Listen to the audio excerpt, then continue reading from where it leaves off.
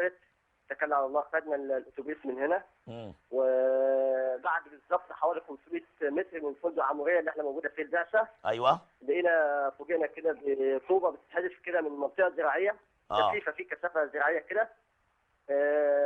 الامن حاول يمسك الفتى اللي مسك بتاع اللي حدث الطوبه، وفعلا وفقا لكلام مدير امن ولايه تيزي اوزو واللي جه بعد المران اعتذر عن الحدث اللي حصل.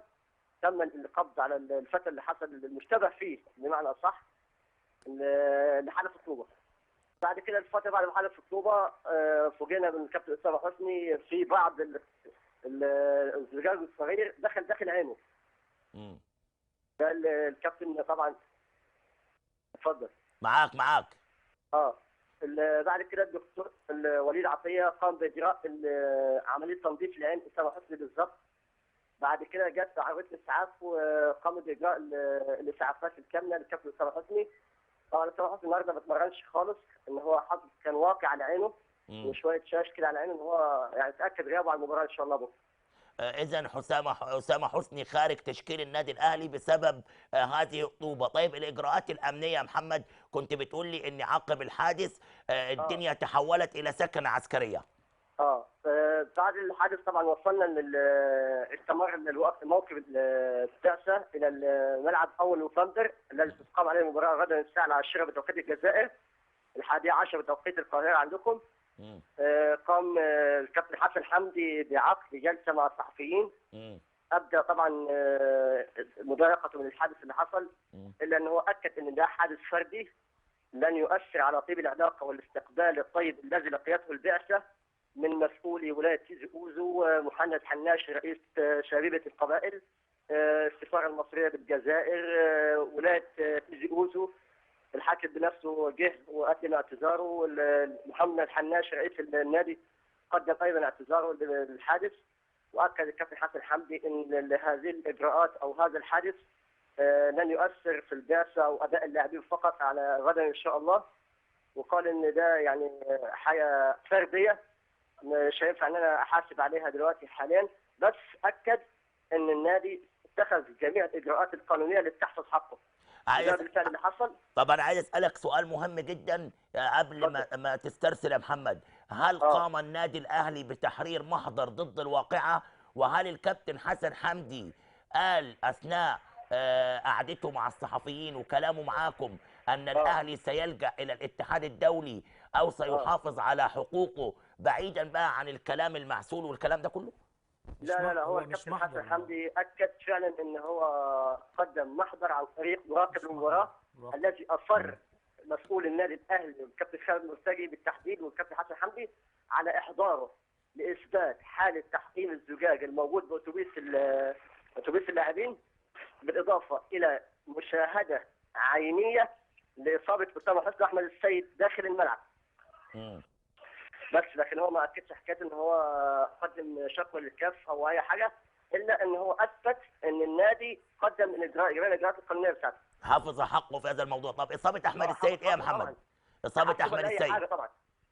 احمد السيد لا شارك في المران، ان هو كان بعد شويه زجاج صغير بس كان في عينه يعني. زي اسامه يعني. زي اسامه، بس الكابتن اسامه كان في بعض الامور صعبه شويه. لا جرح بسيط فوق الحاجب عينه. طب بعيدا عن هذه الحادثه المؤسفه، قول لنا اخر الاستعدادات والكابتن حسام والبعثه والاخبار والدنيا ماشيه ازاي يا محمد؟ اولا هنا الكابتن حسام البدري ادى النهارده تحت قياده اللاعبين نيران قوي جدا جدا جدا. وكانت تقسيمه قويه جدا. وضع خلال يعني الكابتن حسام البدري بنسبه 90% تشكيل اللي هيخوض بيه المباراه بكره، ورفض اعلان التشكيل قبل ساعتين من مباراه بكره ان شاء الله. بس واضح من التشكيل اللي ان شاء الله اللي واضح اللعب النهارده ان التشكيل النادي الاهلي يخرج عن كل من شريف اكرام في حراسه المرمى، وائل جمعه واحمد وشريف عبد الفضيل واحمد السيد وسيد معوض، وقدامهم احمد فتحي، حسام عاشور، حسام غالي، قلنا سيد معوض احنا. مين ثاني؟ محمد بركات. وقدام محمد ابو تريكه ومحمد ناجي جدا. 11 اساسيين. المعنويات مرتفعه جدا للغايه زي ما انت قلت، وتتوقع ان بكره طبعا الحضور الجماهيري فول تانك العمليه على الاخر، التذاكر نفذت؟ التذاكر نفذت، وإدارة النادي شهادة القبائل عشان تضمن حضور جماهيري كثير. تم توزيع ال 18,000 تذكرة اللي تم طبعا المباراة على أساس أيام يوم الخميس ويوم الجمعة والنهارده. وكان آخر يوم النهارده رفضت إن تطرح مباراة، تطرح يوم المباراة تذاكر يعني. لن يكون هناك طرح للتذاكر يوم المباراة محمد؟ لا لا لا خالص. محمد يعني نتمنى التواصل معك أثناء الحلقة، لو أنت جنب الكابتن حسام البدري أو أحد نجوم النادي الأهلي، أو لو تمكن أن يكون معنا. احنا لسه واصلين دلوقتي الفندق، بعد يعني لو في 5 دقايق ممكن تعمل لك مثلا مداخلة ثانية، ممكن أكون أي جنب الدكتور أو أي حد من الجهاز الفني ممكن يتكلم معاه. سنكون معك على الهواء مباشرة بعد دقائق. يا ريت لو الكابتن أسامة حسني أو الكابتن حسام البدري نطمئن على البعثة أكثر. أشكرك يا محمد على هذه المعلومات، شكرا جزيلا زميلي محمد أديك من تيزي أوزو من الجزائر مع بعثة النادي الأهلي، مراسلنا مع النادي الأهلي، وكل التوفيق والسلامة لبعثة النادي الأهلي.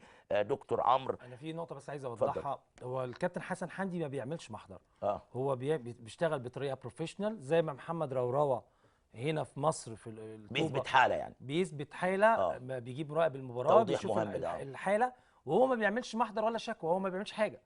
ولكن المراقب المباراه بيرفع للكاف والفيفا، وعلى الفور بتتاخد عقوبه، يعني هيحصل عقوبه يعني اتعلمنا من اللي فات يا دكتور، اللي هو اوريدي ده المفروض بيحصل. يعني هو ده اللي بيحصل يعني. طيب معانا على الهاتف الدكتور توفيق عكاشة رئيس القناه. يعني انا سعيد جدا ان يكون معي الدكتور توفيق في اول حلقه عبر الهاتف، وكان في ترتيب مع الدكتور توفيق انه هيقدم لنا كمان الحلقه النهارده، ولكن يمكن تعذر، هو موجود في المنصوره، ولكن انا عارف كم هو مهتم بالرياضه في قناه الفراعين، وبشكر له هذا التعاون. مساء الفل يا دكتور، وكل سنه وانت طيب. دكتور مساء الفل. طيب هيعود الاتصال بينا مره ثانيه، الاتصال انقطع. دكتور عمرو، قبل ما اروح لملف اتحاد الكوره، ما نقدرش نغفل حرس الحدود في دقيقه. غدا حرس الحدود والصفاقسي، الاهلي امام الشبيبه، الاسماعيلي امام بطل نيجيريا، حرس الحدود امام الصفاقسي التونسي بطل تونس. مباراه ايضا من العيار الثقيل، ولكن مظلومه ما بين هاتين المباراتين المهمتين. طبعا هو الحرس يعني انا بعتقد ان هو الفتره اللي جايه هيكون المنافس الاهلي والزمالك.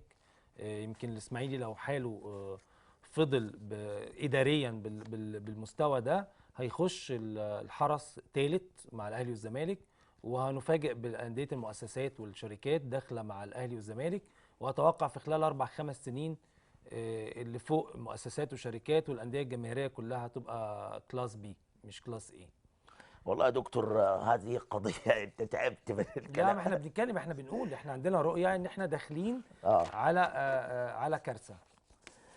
طيب نروح نأجل الكارثه شويه ونروح لبعض مشاكل اتحاد الكوره، وملف اتحاد الكوره ساخن جدا. ايه الملف ده كله؟ ملف اتحاد الكوره تقيل من الكتر اللي فيه.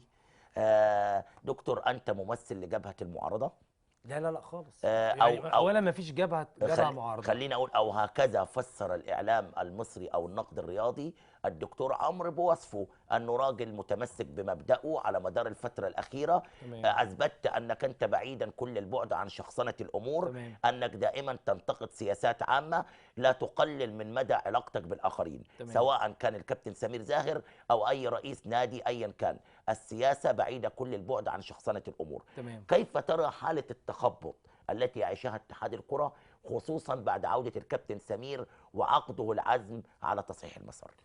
وانا شايف احنا يعني انا لحد اللحظه اللي انا بكلمك فيها وانا ضد سياسه اتحاد الكره. ان هو احنا حصرنا سلبياته لانها عدت ال 45 سلبيه. يمكن كتبناها في ورقه وسلمناها للكابتن سمير. وعندنا امل ان احنا من يوم الجمعه في اجتماع مع بعض من رؤساء الانديه، او اتمنى يوم 20/8 هنقعد مع كابتن سمير وهنترجم السلبيات بقى. يعني انا بقول السلبيه وبقول الحل من وجهه نظري ايه. ان هو يبتدي عهد جديد في السنتين اللي جايين، ده اللي احنا وصلنا له. ولكن انت بتتكلم بقى في الملف العام. انا عايز اقول لك اتحاد الكوره كل 6 اشهر بنعمل جمعيه عموميه غير عاديه نغير لوائح. يعني في جمعيه عموميه في شهر 9 الثاني عشان نغير 13 14 بند. واحنا كنا في شهر 2 عاملين جمعيه عموميه بنغير حاجه و30 بند. وفي النهايه احنا كانديه مش عارفين ايه اللوائح الاخيره، مش مع لائحه لجنه شؤون اللاعبين اللي على اساسها خدت عقوبات جدو او اي عقوبه من 2005، ومش عارفين ايه الجديد ومش عارفين ايه المشروع الجديد. فالامور كلها فيها تخبط في اتحاد الكره فيما يخص قضايا البث والتسويق والفلوس وحقوق الانديه والحقوق العامه. كل ده فيه تخبط، لان دايما التناحر ما بين اعضاء مجلس الاداره او المواقف الشخصيه ما بينهم وما بين بعض او ما بينهم وما بين جهات معينه، هي دي السمه السائده في اتحاد الكره. يمكن ده كلامك. اللوائح، العدالة، التحكيم، البث الفضائي، الدعم المالي، أبرز مطالب الأندية من اتحاد الكرة. وانت قلت بالتحديد لابد من تطبيق القانون على الجميع. مش عارف انت جاهز عندك الاكتشاف اللي انا اكتشفته امبارح؟ معانا. لا ده انا قبل ما اروح للمفاجاه دي يا دكتور عايز اتكلم معاك في ظل هذا التخبط. حتى الموقع الرسمي، يمكن دي اهم الحاجات اللي رصدها الاعلام المصري بعد اجتماع الجمعيه العموميه ورؤساء الانديه في نادي النصر، والتوصيات السته اللي خرجوا عن هذا التجمع، وال45 طلب اللي حصروا وقدمتهم حضرتك مش للكابتن طلب، سامح. هم 45 سلبيه بيتقلبوا لطلبات يوم الجمعه. يعني احنا بنتكلم ايه السلبيات الموجوده اللي احنا على اساسها بنرفض سياسه اتحاد الكوره. يعني مش بنرفض اشخاص، آه. يعني احنا ما بنرفضش شخص كابتن سمير او اعضاء مجلس الاداره، ولكن سياستهم. احنا بنرفض السياسه، وطول ما السياسه ماشيه بالمستوى ده احنا رافضين. عشان كده هم بيقولوا احنا جبهه معارضه، احنا مش جبهه، احنا مجرد 4 5 6 انديه بتتكلم بصوت عالي، بتتكلم للصالح العام مش بتتكلم لصالح انديتها، فاتعملت على اساس انها جبهه معارضه. طب خلينا دكتور في عجالة كده في أقل من دقيقتين أقول مجمل، وأنا بشكرك على السبق ده البرنامج فراعين الكورة. مجمل ال 45 توصية أو ال 45 سلبية اللي هيتحولوا لتوصيات أو مطالب. يمكن أول حاجة أنت بتقول يعني ده جديد إن ناس بتقدم سلبيات، يعني رصد للمشاكل او لحالات عشان الاخفاق عشان يحاول الحلول. فشل الاتحاد في وضع لوائح تتوافق مع قواعد الاتحاد الدولي، الفشل في وضع هيكل اداري، اختراع وظائف لا عمل لها ولا طائل من وراءها. الوظائف ايضا يتم تعيينها بالوساطه والمحسوبيه. الاصرار على فريق عمل مجله الاتحاد رغم التحقق فيه. ارجع لهذه التوصيات، ولكن رجع لنا الدكتور توفيق. مساء الفل يا دكتور. مساء الفل يا استاذ عبد الناصر. انا برحب بحضرتك وبرحب بضيفك العزيز، وبرحب بكل الساده العاملين في هذا البرنامج الجديد.